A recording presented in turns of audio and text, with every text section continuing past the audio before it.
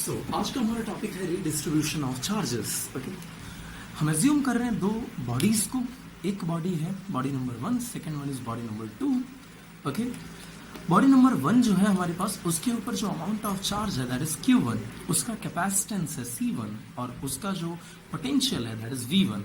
Body number 2 के लिए same parameters Q2, C2 और V2 है।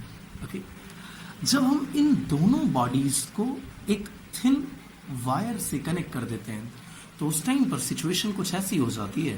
Okay, body number 1 and this is your body number 2। होता क्या है, चार्जेस का फ्लो होना स्टार्ट हो जाता है। ओके, क्यों? क्योंकि यहाँ पर पोटेंशियल डिफरेंस है। ओके, जैसे कि मैंने आपको यहाँ पर एक डायग्राम शो करके दिखाया हुआ है जिसके अंदर एक कॉलम के अंदर वाटर का लेवल हाई है और दूसरे कॉलम के अंदर वाटर का लेवल लो है। जैसे ही आप इस वाल्व को ओपन करते हो उस टाइम पर क्या होता है, ये जो हाई लेवल वाला वाटर है ये ट्रांसफर होना चालू होता है लो लेवल वाले वाटर की तरफ, और ये ट्रांसफर तब तक होते रहता है जब तक दोनों तरफ वाटर के लेवल सेम नहीं हो जाते। सिमिलरली यहाँ पर एक जो हमारे पास बॉडी है, क्योंकि दोनों में पोटेंशियल अलग अलग है तो एक का पोटेंशियल ज्यादा होगा, एक का पोटेंशियल कम होगा। ओके, तो पोटेंशियल डिफरेंस की वजह से चार्जेस का फ्लो होना चालू हो जाता है, और क्योंकि चार्ज फ्लो करना चालू कर देते हैं इसी वजह से दोनों के ऊपर जो अमाउंट ऑफ चार्ज था, जैसे इनिशियली अगर हम देखें तो इनिशियली हमारी फर्स्ट जो बॉडी थी इस पे चार्ज था Q1 और सेकेंड वाली बॉडी पर चार्ज Q2 था, लेकिन क्योंकि दोनों के पोटेंशियल अलग अलग हैं इसी वजह से चार्ज का फ्लो होना चालू हुआ। इसीलिए एक बॉडी के ऊपर, वो जो फर्स्ट बॉडी थी उसके ऊपर फाइनल जो चार्ज आया वो Q1 डैश हो गया और सेकेंड वाली बॉडी के ऊपर फाइनल चार्ज हो गया Q2 डैश। क्योंकि हम मटेरियल नहीं चेंज कर रहे हैं, उसकी रेडियस नहीं चेंज कर रहे हैं, कुछ भी पैरामीटर नहीं बदल रहे हैं, इसीलिए उसका कैपेसिटेंस नहीं चेंज हो रहा है और इसी तरीके से दूसरी वाली बॉडी का भी कैपेसिटेंस नहीं चेंज हुआ है। बस चेंज क्या हो रहा है, जैसे इस एग्जांपल के अंदर दोनों बॉडीज में वाटर का लेवल सेम हो जा रहा था, वैसे यहां पर इन दोनों बॉडीज के पोटेंशियल सेम हो जाते हैं। इसीलिए हमने दोनों के एक कॉमन पोटेंशियल एज्यूम किया हुआ है V। ओके, यहाँ V1 और V2 था, इसी वजह से चार्जेस का फ्लो होना चालू हुआ, और यहाँ हमने V कर दिया हुआ है। इसका मतलब यहाँ पर अब इनके पोटेंशियल्स में कोई डिफरेंस नहीं है, और क्योंकि पोटेंशियल में कोई डिफरेंस नहीं है इसलिए अब चार्ज का फ्लो नहीं होगा। ओके, आइसोलेटेड सिस्टम के लिए हमने एक रूल पढ़ा हुआ था जिसका नाम था law of conservation of charges, जिसके according charges can neither be created nor be destroyed. Okay, it can only be transferred from one object to another object, ये हमारे पास रूल था। ओके, इनिशियली अगर हम इस पूरे सिस्टम को, जो हमारा फर्स्ट वाला पूरा फिगर है, इस पूरे सिस्टम को आइसोलेट कर दें तो इस पूरे सिस्टम का नेट चार्ज उसको हम बोलेंगे इनिशियल चार्ज, जिसको हम शो कर रहे हैं QI से। So QI will be equal to Q1 plus Q2, इसको हम इक्वेशन नंबर 1 बोल रहे हैं। और इसी तरीके से जो हमारे पास दूसरा केस है जिसमें चार्जेस ट्रांसफर हो चुके हैं, उसके बाद इसके ऊपर जो चार्ज बचा है that is Q1 dash and this is Q2 dash.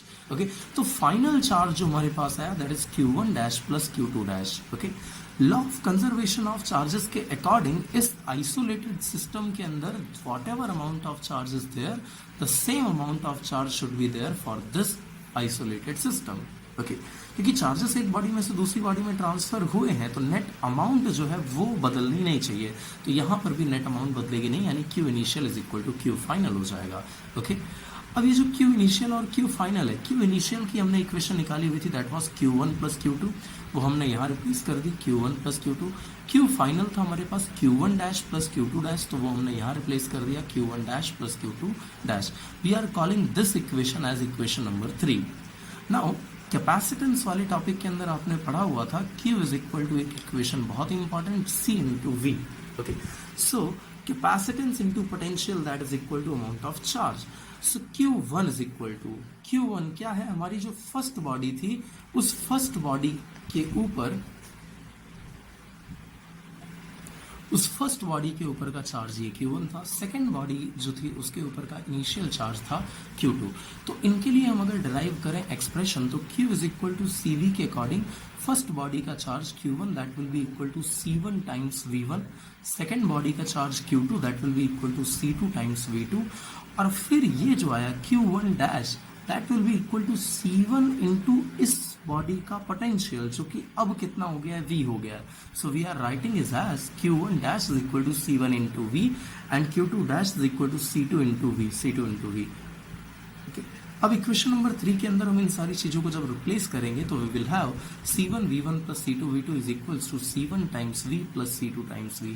V को अगर हम इस तरफ से कॉमन ले लें so this will become C1V1 plus C2V2 is equal to V into C1 plus C2।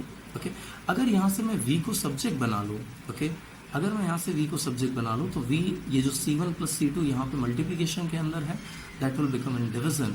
Okay, so ये हो जाएगा C1V1 plus C2V2 divided by C1 plus C2 that is equal to common potential V।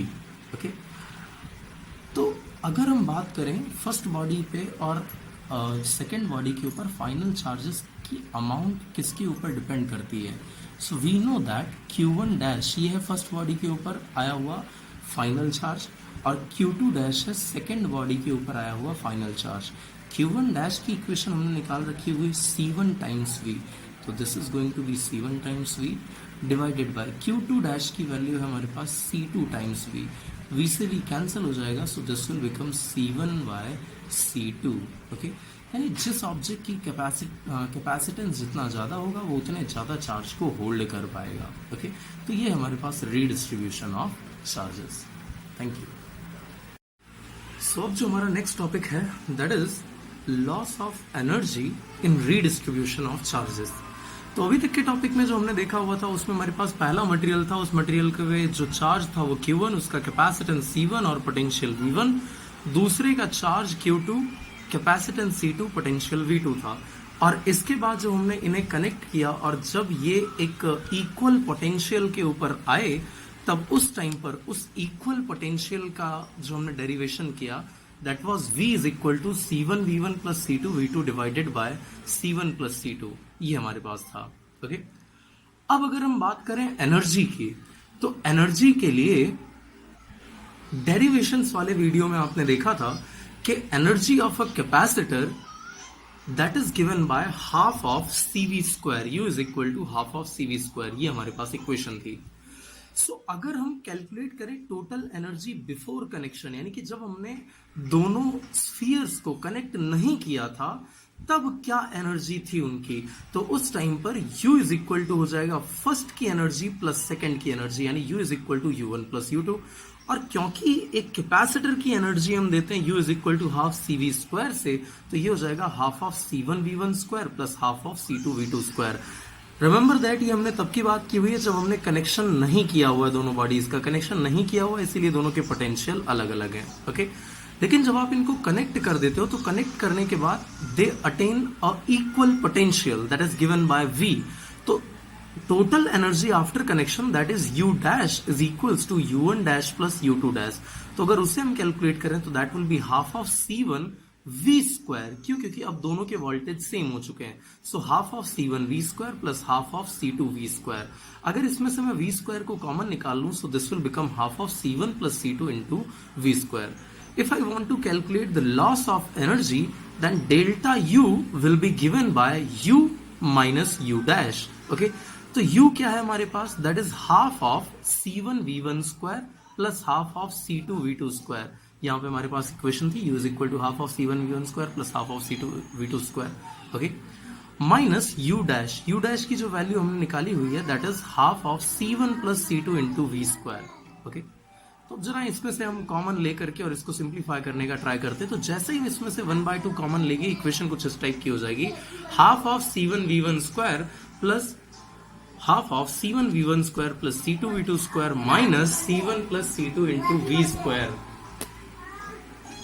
और ये जो common potential है V, इसका expression हमने देखा हुआ था पीछे, that was V is equal to C1 V1 plus C2 V2 divided by C1 plus C2। Okay, तो इस V स्क्वायर की जगह पे इस यानी कि V की जगह पे हम इस वैल्यू को रिप्लेस करेंगे, so this will become half of C1 V1 square plus C2 V2 square minus C1 plus C2 as it is, और V की जगह पे हमने लिख दिया C1 V1 plus C2 V2 divided by C1 plus C2, लेकिन उसका square है तो इस पूरे टर्म का स्क्वायर हो जाएगा। नाउ ये वाला एक टर्म और यहाँ का एक टर्म जो है वो कैंसिल हो गया, यानी डिवीजन में C1 प्लस C2 बचेगा। ओके, जरा आगे इसको हम कैलकुलेट करते हैं, so this will become half of C1 V1 square plus C2 V2 square minus यहाँ पर हम अप्लाई कर रहे हैं A plus B whole square, so this will become A square plus B square plus 2ab। लेकिन क्योंकि बाहर एक माइनस पड़ा हुआ है, इसी वजह से सारे इंटरनल टर्म्स के जो साइन है वो साइन सबके सब क्या हो जाएंगे, चेंज हो जाएंगे। ओके, सो इन साइन को जब हम चेंज करेंगे सो इक्वेशन हमारे पास कुछ इस तरीके की आ जाएगी, half of c1v1 square plus c2v2 square minus c1v1 square plus c2v2 square plus 2c1 c2 v1 v2 divided by c1 plus c2। अब इसका हम क्रॉस मल्टीप्लीकेशन कर रहे हैं इन टर्म्स के साथ, तो इन दोनों टर्म्स का मल्टीप्लीकेशन जब हम c1 v1 स्क्वायर के साथ करेंगे so this will become c1 square v1 square plus c1 c2 v1 square. Similarly जब हम c1 प्लस c2 का मल्टीप्लीकेशन c2 v2 स्क्वायर के साथ करेंगे so this will become c1 c2 v2 square plus c2 v2 square.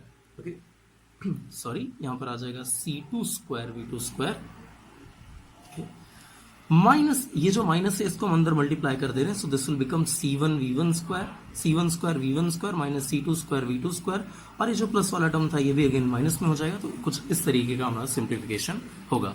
Division का c1 plus c2 वैसे का वैसे ही है। अब जो हमारे पास सेम टर्म्स हैं लेकिन अपोजिट साइंस के साथ हैं वो कैंसिल हो जाएंगे।